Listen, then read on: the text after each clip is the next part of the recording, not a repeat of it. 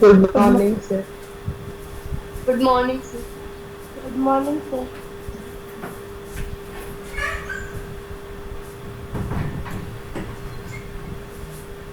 बेटा last class में कहाँ गुड पर थे मॉर्निंग हम? सर। लास्ट क्लास में हम फिजिकल और केमिकल एड्जॉर्प्शन में डिफरेंसेस पढ़ रहे थे ना।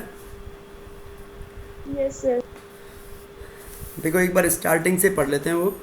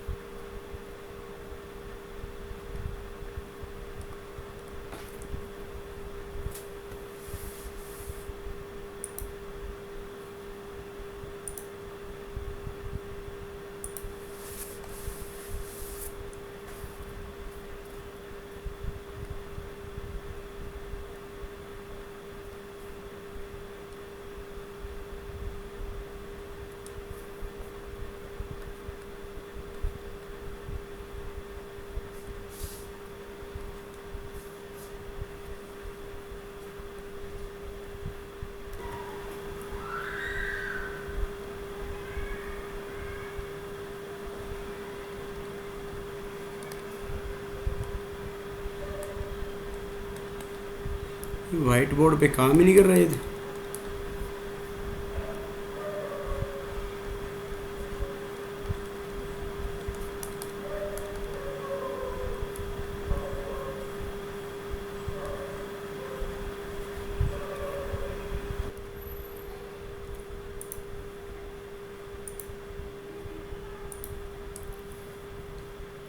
देखो बेटा स्क्रीन आ रहा है बेटा सबके पास। Yes sir.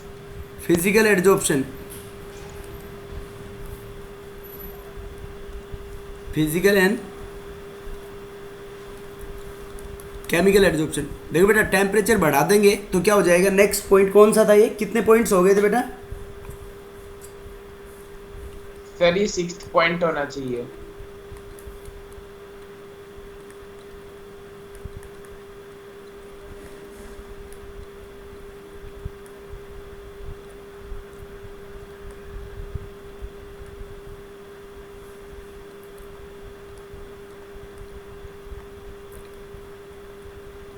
Temperature increases then adsorb molecules moves away. Adsorb molecules कहाँ चले जाएंगे बेटा?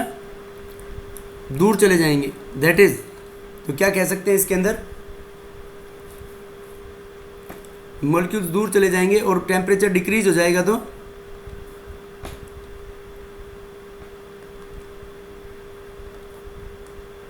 When temperature is decreased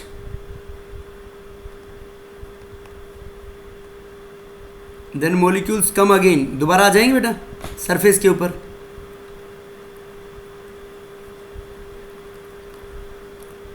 again on the surface.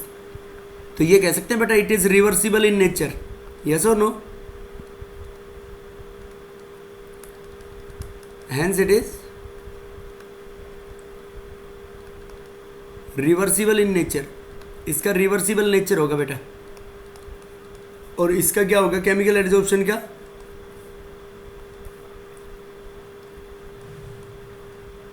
Once bonds formed,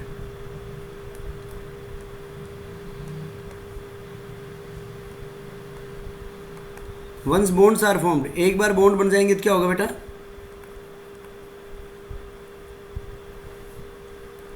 once bonds are formed then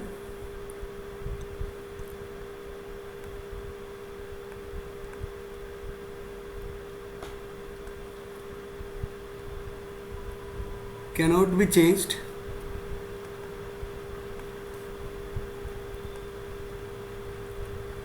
changed into reverse manner।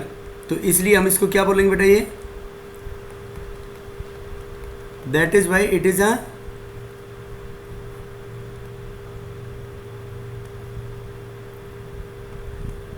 Irreversible process. Chemical adsorption कैसा होगा बेटा? Irreversible process. और physical adsorption कैसा होगा? Reversible process. बोलो बेटा क्लियर है या नहीं बात? Yes sir. समझ गए बात?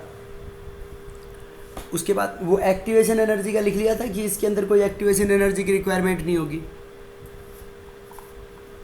Yes sir. बेटा ये बताओ, तुम्हारी बॉडी की सरफेस के ऊपर ऑक्सीजन के मॉलिक्यूल एड्जॉर्ब हैं, पेन पे भी हैं, कंप्यूटर पे भी हैं, तुम्हारे मोबाइल पे भी हैं, सब पे है ना। तो ये बोल सकते हैं it is not specific in nature.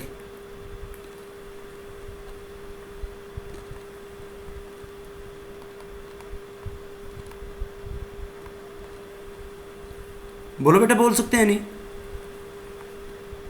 Yes, sir. और ये दिस इज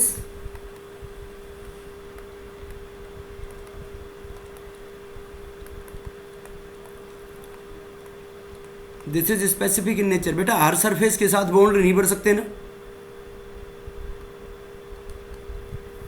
बेटा बोलो, समझ में आया नहीं आया?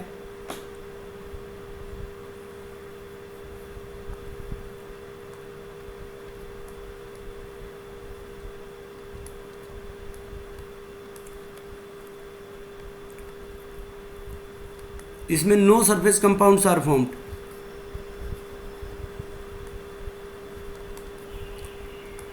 और इसके अंदर सर स्पेसिफिक इन नेचर मतलब उसमें कौन से नेचर की बात हो रही है कि मतलब जो आउटर सरफेस होता है। हाँ बेटा,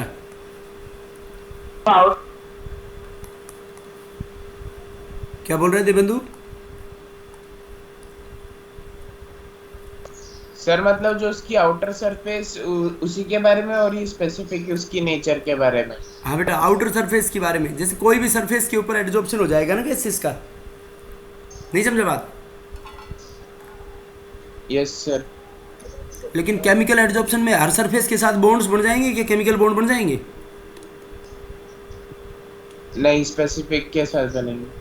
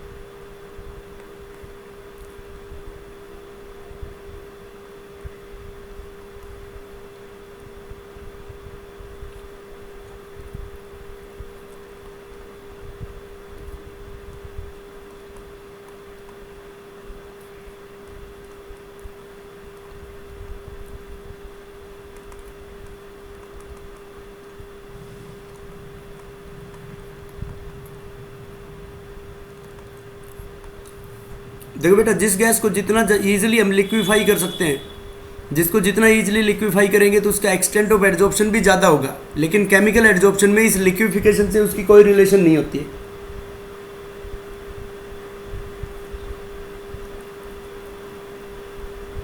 बेटे समझ गए क्या बात?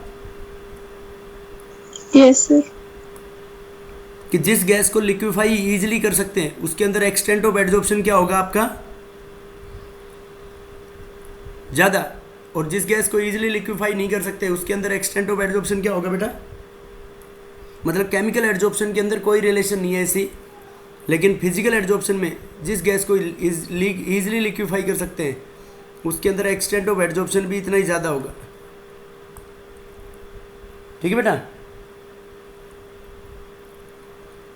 इसमें क्या कह सकते हैं? Physical adsorption decreases with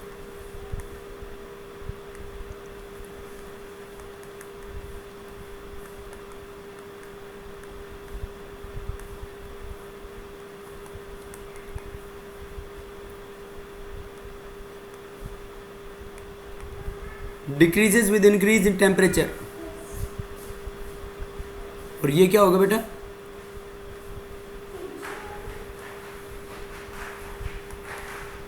first increases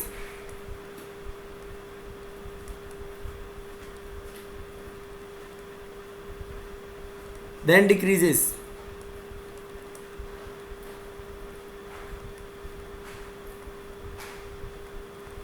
with increase in temperature, because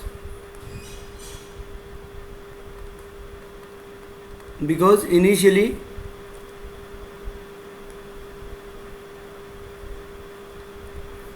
energy is required.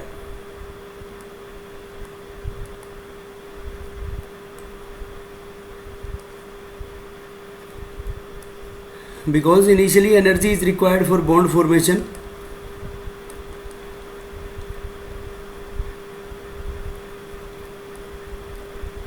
and then energy is released. उसके बाद हीट रिलीज होगी बेटा. तो शुरू में तो बढ़ेगा. देखो अगर इसको हम ग्राफिकली बनाना चाहें तो x बाई एम को बोलेंगे बेटा this is extent of adsorption. x by M का मतलब क्या है? Extent of adsorption versus temperature. बेटा इसके अंदर टेम्परेचर के इन्वर्सली प्रोपोर्शनल होता है एक्सटेंट ऑफ एड्जॉर्प्शन. तो कैसे ग्राफ आ जाएगा? सर डिक्रीजिंग आएगा, स्ट्रेट लाइन नहीं, स्ट्रेट लाइन नहीं. यो वो तो कोई स्ट्रेट लाइन कोई रिलेशन नहीं है. ऐसे हाइपरबोलिकली ये डिक्रीज हो जाएगा ये. ठीक है सर. और इसमें कैसा आएगा बेटा? x by M. और ये जब ही होगा बेटा जब P कांस्टेंट होगा. कांस्टेंट प्रेशर के ऊपर है ये extent of adsorption of gases. बताओ बेटा इसमें कैसा आएगा? सर पहले तो मतलब यो आ जाएगा. increase पहले होगा, इंक्रीजिंग फिर और उसके फिर बाद डिक्रीजिंग. decrease यस और नो? और कांस्टेंट इक्विलिब्रियम प्रेशर पे these curves are known as isobars.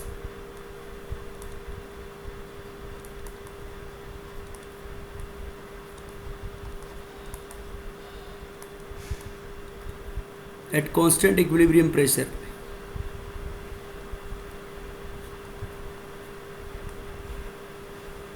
इनको हम आइसोबार्स बोलेंगे. बेटा बोलो ये पॉइंट समझ में आया नहीं आया?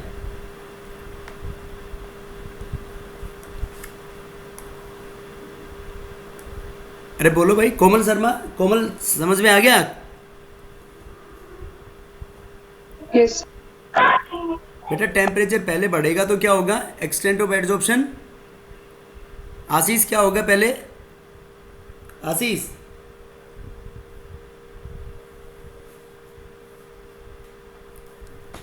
युक्ता बताना. टेम्परेचर बढ़ेगा तो क्या होगा बेटा? पहले Increase. पहले इंक्रीज और फिर बाद में डिक्रीज. वो तो किस में होगा? केमिकल एड्जॉर्प्शन में. और डिक्रीज किसके अंदर होगा बेटा? ये Physical absorption. फिजिकल एड्जॉर्प्शन के अंदर. समझ गए बात? बेटा बोलो समझ में आया नहीं आया? फिजिकल और chemical adsorption. Yes. Yes, sir. और एक्टिवेशन एनर्जी का कंसेप्ट लिखवा दिया था कि इसमें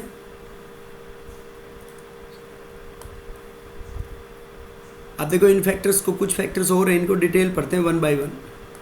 बेटा एक्टिवेशन एनर्जी लिखवा दिया था कि इनमें कि फिजिकल एड्जॉर्प्शन में no specific activation energy is required और केमिकल में रिक्वायर्ड होगी. Yes, sir. सर आपने नो एक्टिवेशन एनर्जी रिक्वायर्ड लिखवाया था. हाँ, केमिकल में नहीं, केमिकल में रिक्वायर्ड होगी, फिजिकल में नॉट रिक्वायर्ड. यही लिखवाया होगा. Yes, yes sir. Sir. Factors affecting adsorption of gases. Sir ये एक बार 9th वाला पॉइंट समझा दो ना, समझ में नहीं आया था. कौन सा पॉइंट था बेटा 9th वाला? ये लिक्विफिकेशन वाला. Yes sir. बेटा एक गैस को हम प्रेशर को इंक्रीज करके टेम्परेचर को डिक्रीज करके लिक्विफाई कर सकते हैं नहीं कर सकते?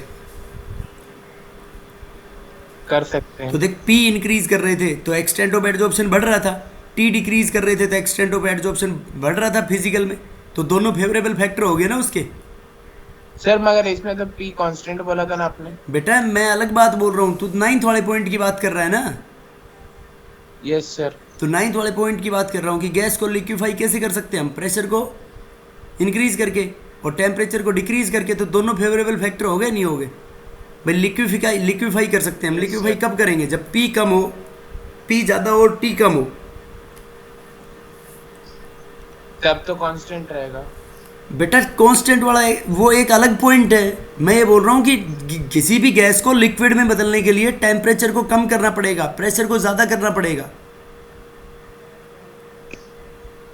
ये उस गैस को लिक्विफाई करने की कंडीशन है। तो ऐसा हम करेंगे, टेम्परेचर कम करेंगे तो भी एक्सटेंट ऑफ एडजॉर्प्शन बढ़ेगा, प्रेशर बढ़ाएंगे तो भी एक्सटेंट ऑफ एडजॉर्प्शन बढ़ेगा।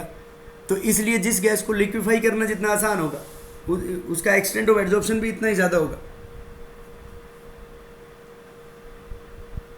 अभी इसको मैं बताऊंगा डिटेल में और आगे पॉइंटों में, ठीक है। सर अगर जैसा एक मैं मतलब देवेंदु जैसे आऊंगा बेटा इस पे। टेम्परेचर अपन अभी increase किया एक और टेम्परेचर इंक्रीज किया और वो डिक्रीज किया तो क्या होगा? बेटा अभी मैं आ रहा हूँ उस पॉइंट के ऊपर ना। ये factors affecting adsorption of gases bye solids, इनके अंदर अभी पढ़ेंगे डिटेल के अंदर। एडजॉर्प्शन ऑफ गैसेस बाय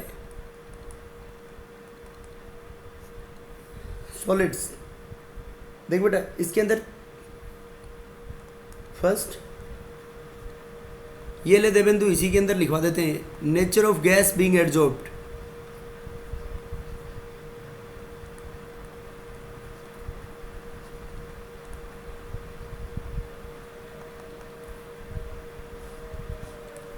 देखो बेटा नेचर ऑफ गैस बीइंग एडजॉर्ब्ड, अलग अलग गैसेस का extent of adsorption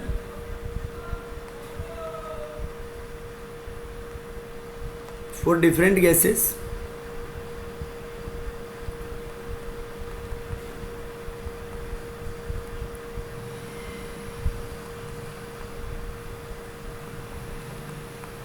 extent of adsorption is different। तो नेचर ऑफ गैस के ऊपर बेटा कैसे डिपेंडेंट हुआ ये बताओ। देखो कि एक टेम्परेचर होता है क्रिटिकल टेम्परेचर टीसी। बेटा नाम सुना है तनु, क्रिटिकल टेम्परेचर क्या होता है?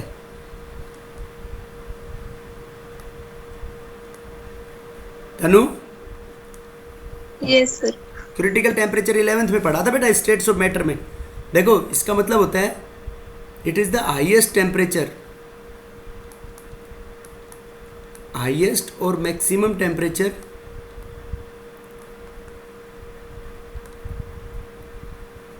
अबव विच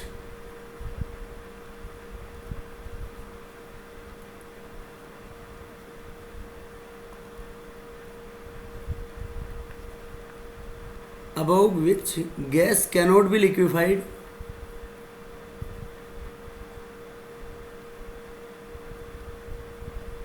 howsoever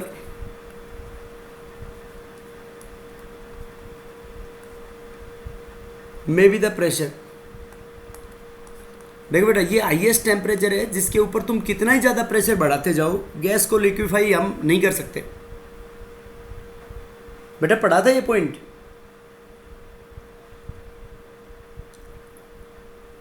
देवेंदु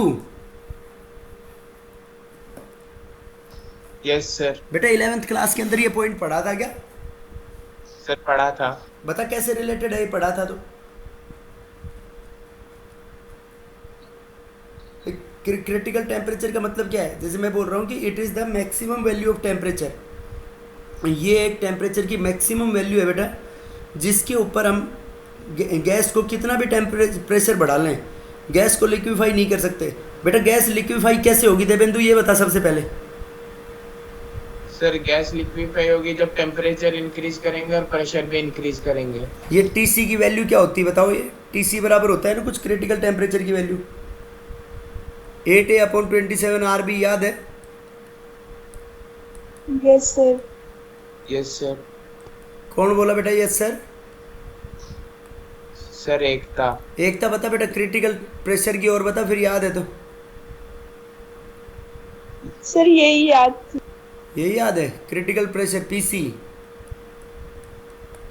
पीसी बराबर होता है बेटा A/27B। सही है क्या एकता? हाँ। बी नहीं होता है, बी स्क्वायर होता है। A/27B²। ये होता है पीसी। और वीसी बराबर क्या होता है बेटा? 3 टाइम्स ऑफ बी। देखो ये है क्रिटिकल टेम्परेचर, प्रेशर और वॉल्यूम। तो क्या बोला मैंने, देखो ध्यान से सुनो इसकी डेफिनेशन। क्रिटिकल टेम्परेचर का मतलब, ये वैसे तो 11th क्लास का पार्ट है, यहाँ से कोई रिलेशन नहीं है इसकी, कि ये मैक्सिमम टेम्परेचर है जिसके ऊपर हम गैस को लिक्विफाई नहीं कर सकते, चाहे कितना ही हाई क्या हो बेटा, प्रेशर हो। देखो उसमें एक एंड्रयूस एक्सपेरिमेंट पढ़ा होगा आपने, प्रेशर और वॉल्यूम के बीच में रिलेशन। तो Yes, sir. देखो बेटा उसमें अलग अलग, जैसे CO2 गैस को लिक्विफाई करने के लिए सोच रहे हैं हम पहले, तो इनिशियली टेम्परेचर तुमने यहाँ पे हमने P और V में वॉल्यूम डिक्रीज करना स्टार्ट किया, तो वॉल्यूम डिक्रीज करेंगे तो मान लो इस पॉइंट के ऊपर गैस लिक्विफाई होना स्टार्ट हुई, तो गैस लिक्विड के अंदर बेटा P क्या होगा, यहाँ पे कांस्टेंट होगा, और फिर फर्दर P कितना ही बढ़ा दो उसका फर्दर वॉल्यूम डिक्रीज नहीं कर सकते। देखो इस चीज़ के अंदर कुछ समझ में आ रहा है, ये उसने टेम्परेचर माना जो एंड्रयूस एक्सपेरिमेंट का था, वही टेम्परेचर लिख रहा हूँ 13.1 डिग्री सेल्सियस, कि इस पॉइंट के ऊपर गैस लिक्विड में बदलना स्टार्ट हुई। सर इसमें टेम्परेचर और एक और चीज कांस्टेंट रखेंगे ना? हाँ टेम्परेचर पीवी के अंदर कांस्टेंट होता है बेटा, बॉयल्स लॉ है ये, P inversely proportional to V। तो देखो टेम्परेचर कांस्टेंट 13.1 डिग्री सेल्सियस के ऊपर, वॉल्यूम यहाँ पे हमने कम करना शुरू किया, देखो वॉल्यूम कम कर रहे हैं तो प्रेशर कांस्टेंट है बेटा, यहाँ तक तो है या नहीं है, अरे बोलो। Yes sir. अब देखो उसके बाद तुम pressure कितना भी increase ज्यादा हो रहा है। प्रेशर बढ़ाए जाओ, वॉल्यूम सर, के ऊपर कोई increase फर्क नहीं पड़ेगा, क्योंकि increase हो रहा है वॉल्यूम का ये लिक्विड्स के वॉल्यूम को कंप्रेस नहीं कर सकते ना बेटा ज़्यादा हम। सर ये प्रेशर तो डिक्रीज हो रहा है यहाँ पे।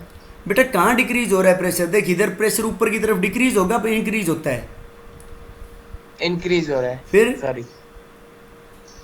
यहाँ पे देखो 21 पॉइंट, फिर उसने ले लिया 21.5 डिग्री सेल्सियस, तो यहाँ पे मान लो इस पॉइंट पे 21.1 था या 5 था, एक बार चेक कर लेना, 21.5 या 1 डिग्री सेल्सियस था कुछ ऐसे। तो इतने टेम्परेचर के ऊपर उसने फिर ये वॉल्यूम यहाँ पे कांस्टेंट रहा और फिर यहाँ पे फर्दर कोई चेंज नहीं आया। तो देखो उसके बाद उसने टेम्परेचर ले लिया 30.98 डिग्री सेल्सियस, तो 30.98 डिग्री सेल्सियस के ऊपर एक पर्टिकुलर पॉइंट आया ऐसा 30.98 डिग्री सेल्सियस कि एक पर्टिकुलर पॉइंट आ गया जिसके ऊपर गैस लिक्विफाई हुई बेटा केवल। यहाँ पे जो है झटका सा लग रहा है इसके अंदर। तो देखो इस रीजन के अंदर, ये जो मैं रीजन बना रहा हूँ, ये रीजन हो गया आपका, इस रीजन के अंदर बताओ गैस किसकी फॉर्म में होगी, लिक्विड की फॉर्म में होगी नहीं होगी बेटा? ये जो रीजन है, ये गैस यहाँ पे किसकी फॉर्म में है, यहाँ पे गैस लिक्विड की फॉर्म में। बेटा बोलो समझ आया नहीं आया? यस। अब देखो फर्दर टेम्परेचर उसने इंक्रीज कर दिया, फर्दर टेम्परेचर कर दिया 31.1 डिग्री सेल्सियस, तो एक पर्टिकुलर पॉइंट भी नहीं आया कि जहाँ 31.1 डिग्री सेल्सियस, फर्दर और टेम्परेचर हाई कर दिया नियरली 48 डिग्री सेल्सियस। तो देखो ये वाली जो कर्व आ रही है बॉयल्स लॉ के अंदर, ऐसी कर्व आती है बेटा पीवी, प्रेशर और वॉल्यूम के बीच में आती है, नहीं आती है ऐसी कर्व? बेटा बोलो। Yes sir.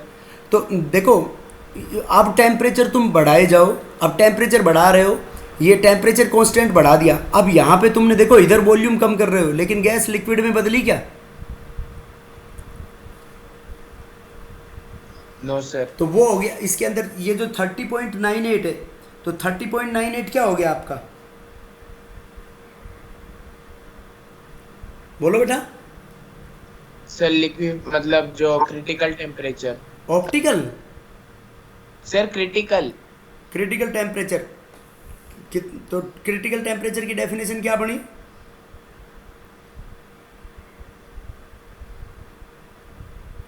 देवेंदु बता। देवेंदु सर हाईएस्ट टेम्परेचर जिसमें तो वो लिक्विफिकेशन ना हो, जब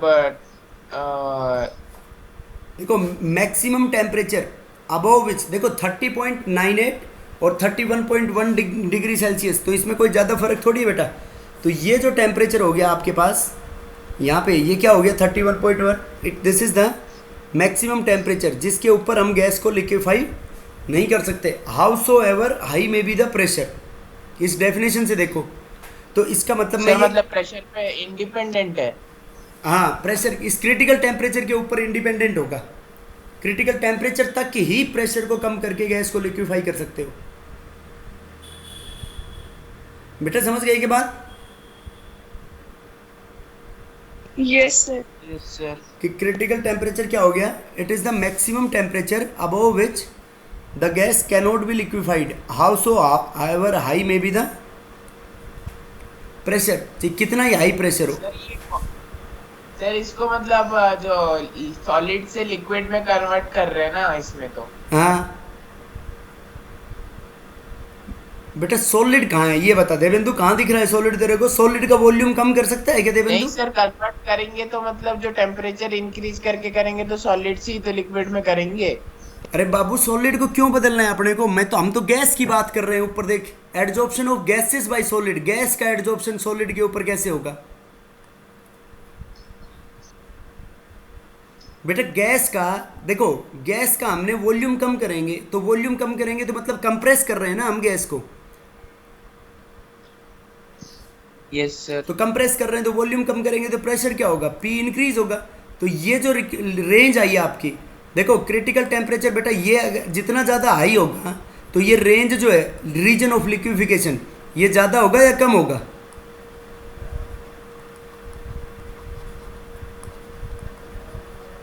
सर एक बार क्वेश्चन रिपीट करो। मैं ये कह रहा हूँ कि क्रिटिकल टेम्परेचर जितना ज़्यादा हाई होगा रीजन ऑफ लिक्विफिकेशन इतना ज़्यादा हाई होगा या कम होगा? ज्यादा होगा। ज़्यादा होगा। तो रीजन ऑफ लिक्विफिकेशन जितना ज़्यादा होगा तो गैस को इजीली लिक्विफाई कर सकते हैं। सो मोर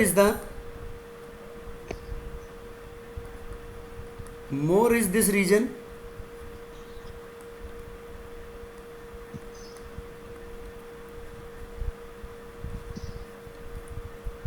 more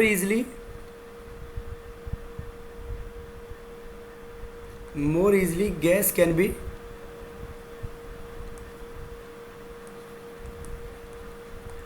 लिक्विफाइड। और ये रीजन ज़्यादा जब कब आएगा बेटा? जब टेम्परेचर जितना ऊपर जाता जाएगा। यस और नो? Yes sir. तो देखो अभी अपन पढ़ रहे थे बेटा कि जिस गैस को लिक्विफाई करना आसान है उस गैस का एक्सटेंट ऑफ एडजॉर्प्शन ज़्यादा होगा। तो मैं ये बोल सकता हूँ higher is the critical temperature of a gas more easily the gas can be liquefied. Yes और नो? Yes sir. बेटा बोल सकते हैं नहीं ऐसा? Yes sir.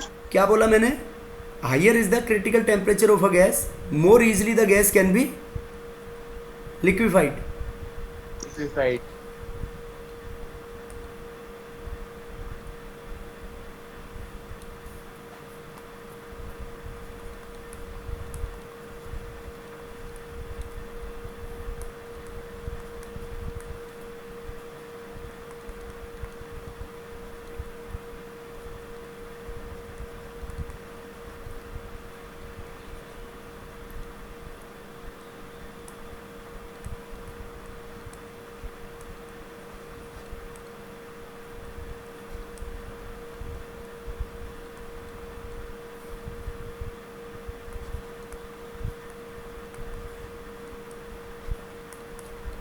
Higher is the critical temperature of a gas more easily the gas can be liquefied. बेटा बोलो clear है या नहीं बात? अब देखो मैं इसके अंदर बता रहा हूँ एक्सटेंट ऑफ लिक्विफिकेशन। सबसे ज़्यादा SO2 गैस का होता है। SO2 के बाद अमोनिया, अमोनिया के बाद HCl, CO2, CH4, CO, nitrogen, hydrogen. Sir ये आप किस बेसिस पे लिख रहे हो? ये बेटा फिक्स होता है, ये मैं कोई बेसिस नहीं है इसका। इन सब गैसेस का क्रिटिकल टेम्परेचर अलग अलग होता है। बाकी थ्योरेटिकली एक्सप्लेन करना हो तो थोड़ा बहुत हम कोशिश कर सकते हैं इसके नहीं अंदर। सर, जैसे आता है उसका टेम्परेचर मतलब जो हायर साइड में आता लिक्विफाई होता है उस ये जो वैसे ऑर्डर मतलब है TC डिक्रीजेस। देखो इस ऑर्डर के अंदर क्रिटिकल टेम्परेचर डिक्रीज हो रहा है तो TC डिक्रीजेस। तो क्या कह सकते हैं हम? ईज ऑफ लिक्विफिकेशन बढ़ेगी या घटेगी बेटा? घटेगी। TC डिक्रीजेस तो ease of liquefaction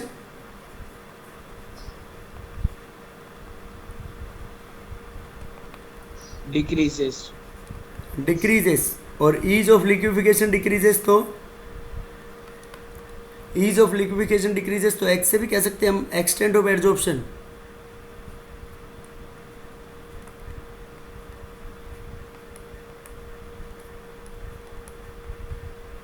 extent of absorption भी डिक्रीज हो जाएगा। बेटा बोलो समझ में आया नहीं आया?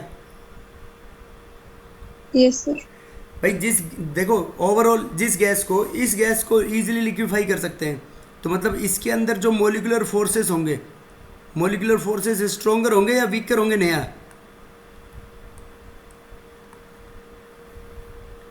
तनु क्या होंगे बेटा मोलिकुलर फोर्सेस SO2 में? Sir, stronger. Very good, molecular forces stronger होंगे, तो इसका मतलब उस गैस को हम इजीली लिक्विफाई कर सकते हैं। इजीली लिक्विफाई कर सकते हैं तो उसका एक्सटेंट ऑफ एब्जॉर्प्शन भी क्या होगा बेटा? ज़्यादा। समझ गए?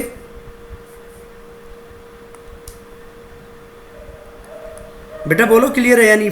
ये फर्स्ट पॉइंट था तुम्हारा नेचर ऑफ द गैस के ऊपर कैसे डिपेंडेंट होगा। उसके बाद नेचर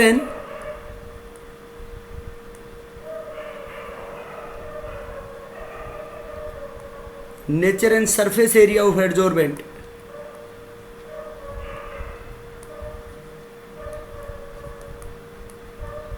तनु बता बेटा क्या रीजन लगेगा, क्या कैसे एक्सप्लेन करेंगे? थोड़ा बहुत आइडिया ले लिया था हमने पहले ही इसमें। एडजॉर्बेंट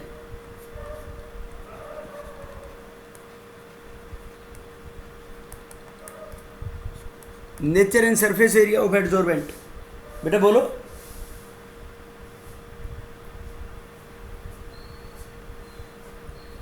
बेटा सरफेस एरिया के लिए तो ये कह सकते हैं ना extent of adsorption.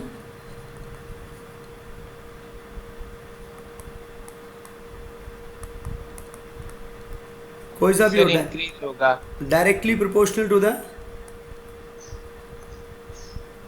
Surface area. Surface area जितना ज़्यादा तो एक्सटेंट ऑफ एब्जॉर्प्शन भी क्या होगा बेटा? इतना ही ज्यादा होगा। ज़्यादा होगा। बोलो बेटा। Yes, sir. अब देखो मैं एक रिएक्शन बता रहा हूँ तुम्हारे को, जैसे ये रिएक्शन तुमने पढ़ी भी होगी, CH2 डबल बॉन्ड CH2, ये गैस है plus hydrogen gas in the presence of निकल, निकल सॉलिड एज ए कैटलिस्ट, तो इसमें हाइड्रोजनेशन हो जाता है। पढ़ा होगा बेटा 11th क्लास में ये रिएक्शन। अब देखो इथीन प्लस हाइड्रोजन गैस यहाँ पे ले लिया मैंने रेने निकल, तो ये रेने निकल की प्रेजेंस में भी क्या होगा? इसमें CH3 बन जाएगा रेने निकल की प्रेजेंस में। अब देखो इसमें निकल सॉलिड लिया है और इसमें रेने निकल लिया है, तो रेने निकल क्या होती है? पाउडर्ड फॉर्म ऑफ निकल होती है। रेने निकल क्या होती है?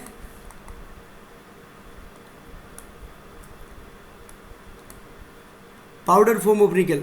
देखो इसका एक और एग्जांपल बताता हूं मैं, तुम ये समझ लो तुम्हारे घर पे जैसे दीवार के वाल पुट्टी कर, अरे एक मिनट सुन लेना यार, पहले दीवार के वाल पुट्टी करवाते हैं ना बेटा, दीवार के वाल पुट्टी करवाते हैं, जानते हो ना तुम? Yes, sir. तो वाल पुट्टी करवाने के बाद वो जो सरफेस है दीवार की वो स्मूथ हो जाती है या रफ हो जाती है? Sir, smooth. स्मूथ हो जाती है। और वो जो प्लास्टर किया हुआ होता है वो रफ होती है सरफेस। तो तुम वाल पुट्टी नहीं करोगे और जब पेंट करोगे तो पेंट का कंजप्शन ज़्यादा होगा या कम होगा? ज़्यादा होगा। और पुट्टी कर दी तुमने उसके ऊपर, तो पुट्टी लगाने के बाद फिर हर साल पेंट करते जाओगे तो पेंट का कंजप्शन कम होगा।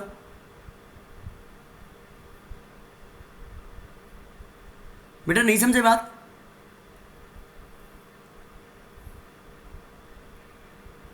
आवाज नहीं आ रही क्या?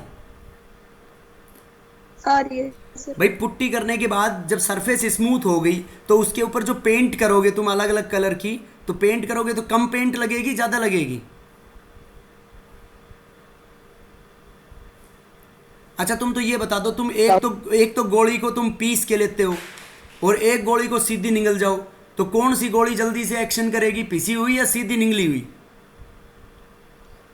पिसी हुई। क्यों? उसको ब्रेक करने में टाइम लगेगा। अरे टाइम नहीं लगेगा काका, ऐसे बोल कि पिसी हुई का सरफेस एरिया ज्यादा हो गया। अरे अब इतने एग्जाम्पल बता दिए, अब भी समझ में नहीं आया क्या?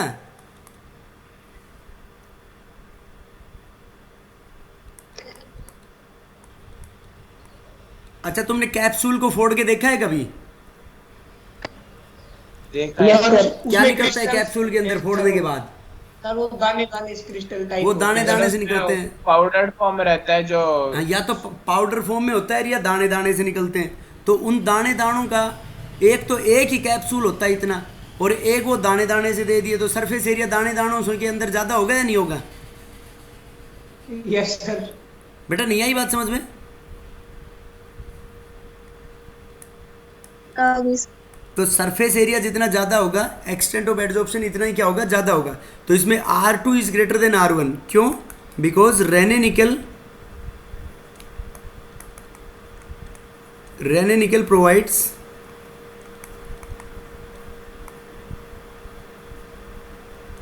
Larger surface area. Raney nickel क्या प्रोवाइड करेगा बेटा? लार्ज सरफेस एरिया प्रोवाइड करेगा, इसलिए उसके अंदर एक्सटेंट ऑफ एड्जॉर्प्शन भी क्या होगा, ज़्यादा होगा। बेटा बोलो समझ में आया नहीं आया? Yes sir. Yes sir. समझ गए सब लोग? Yes sir. उसके बाद थर्ड, टेम्परेचर। देखो टेम्परेचर का रोल मैं उसमें बता रहा था कि दोनों में अलग अलग होगा, एक तो फिजिकल और दूसरा केमिकल। तो ये एक्सटेंट ऑफ एड्जॉर्प्शन है। फिजिकल एड्जॉर्प्शन में नया क्या होगा फिजिकल में?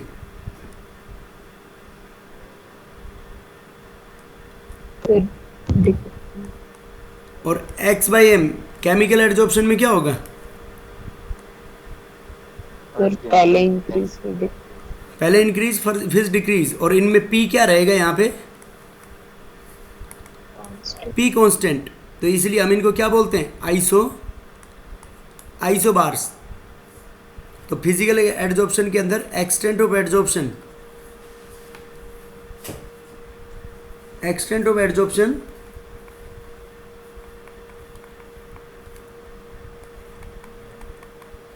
Decreases with increase in temperature. Extent of adsorption, temperature बढ़ेगा तो क्या हो जाएगा बेटा? डिक्रीज हो जाएगा। Because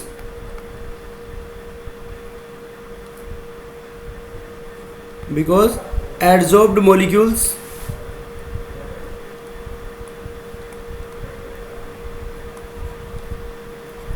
molecules moves away। adsorbed molecule दूर दूर मूव करेंगे बेटा। ओके। और इसके अंदर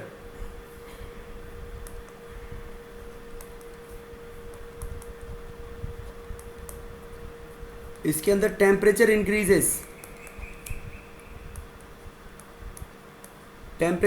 होगा तो एक्सटेंट ऑफ एड्जॉर्प्शन क्या हो जाएगा बेटा? Sir first increase then decrease.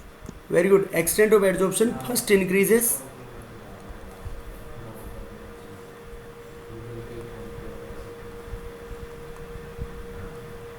Then decreases. क्यों तनु? सर बॉन्ड फॉर्मेशन के लिए एनर्जी रिलीज हो जाती है। Very good. Because initially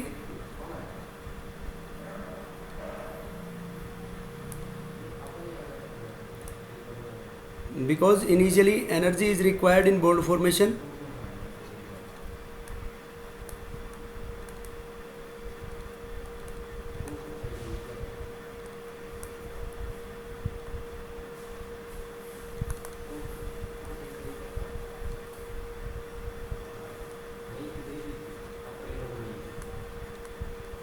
then energy is released. उसके बाद एनर्जी रिलीज होगी। ठीक है बेटा, बोलो समझ में आया नहीं आया? Yes sir. यस। उसके बाद फोर्थ,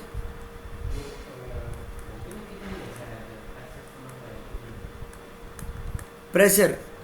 बताओ बेटा प्रेशर का क्या रोल होगा?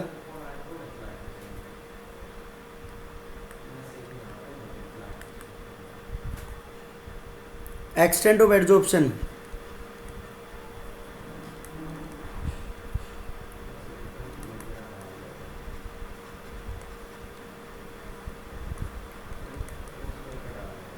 increases with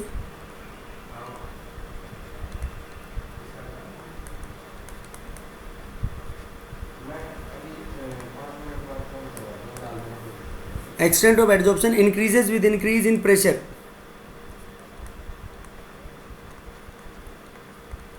इसके अंदर टेम्परेचर को क्या रखेंगे बेटा हम? Constant. कांस्टेंट। तो डिफरेंट कर्व्स को क्या बोलेंगे हम?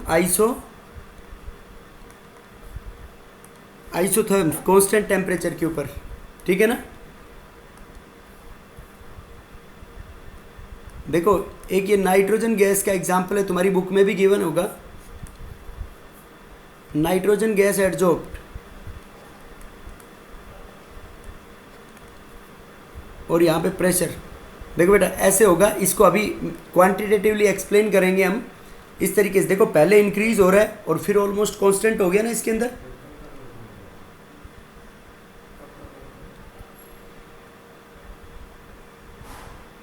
देख बेटा ये अलग अलग टेम्परेचर के ऊपर अलग अलग एड्जॉर्प्शन है। तो देखो यहाँ पे टेम्परेचर किस में ज़्यादा होना चाहिए टेम्परेचर? देखो ये T1 T2 T3 है, युक्ताइन में रिलेशन बताना कौन सा टेम्परेचर ज़्यादा होना चाहिए।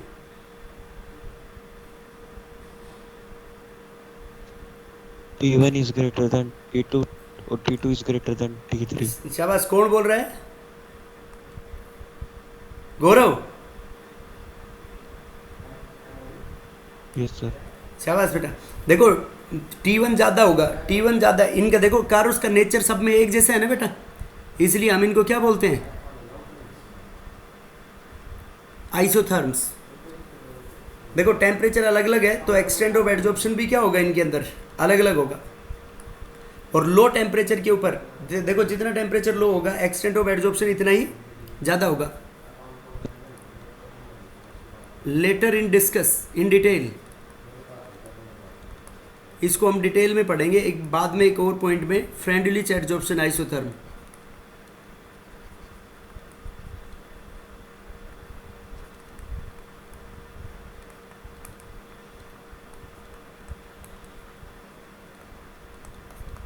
देखो बेटा last point, activation of adsorbent.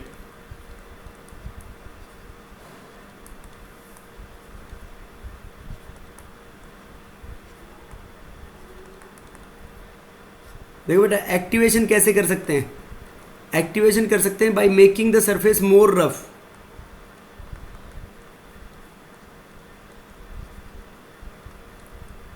बेटा पंचर लगवाइए कभी, अरे पंचर लगवाइए क्या कभी? Yes sir. पंचर लगवाते हैं जब वो ट्यूब पे पंचर वाला क्या करता है बेटा? वो रेती लेके रगड़ता नहीं है उसको, रेगमाल से घसता है ना उसको। तो क्यों घसता है उस ट्यूब को? क्योंकि ट्यूब पहले तो स्मूथ होती है और घिसने के बाद वो सरफेस क्या हो जाती है उसकी? रफ हो जाती है। तो रफ होने की वजह से वो जो पंचर और वो जो सिलोचन लगेगी वो उसके ऊपर ईजिली लग जाएगी। अरे नहीं आई क्या समझ में? ऐसा एग्जाम्पल तुम्हारे को किताब में भी नहीं मिलेगा।